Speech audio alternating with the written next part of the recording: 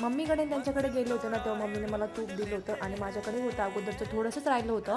तर त्याच्यामुळं मग मला ह्याच्यामध्ये ते आणलेलं तूप भरून घ्यायचं होतं ह्या डब्यामध्ये आणि ह्याच्यामध्ये थोडंसं होतं तर ते मी गॅसवरती गरम करून घेतलं आणि नंतर मग छोट्या डब्यामध्ये टाकून घेतलं. आणि प्लॅस्टिकच्या भरणीमध्ये तूप जास्त दिवस जर ठेवलं ना तर मग त्याला असं काळी अशी बुरशी आल्यासारखी होती आणि तुपाचा पण वास येतो. म्हणून मी ते या डब्यामध्ये काढून घेतलं आणि थोडंसं बरणीला राहिलं होतं, मी गरम पाण्यामध्ये बरणी ठेवली आणि ते सगळं काढून घेतलं.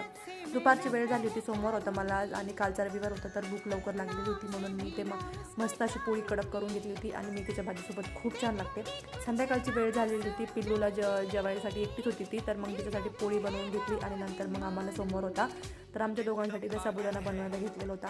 तर इथे मी बटाटे वगैरे कट करून घेतलेले होते आणि हिरवी मिरची मी थोडीच टाकली होती कारण की पिल्लू पण एखादा घास खाते. आणि साबुदाणा वगैरे ते परतून घेतला होता आणि देवाला पण नैवेद्य दाखवला होता.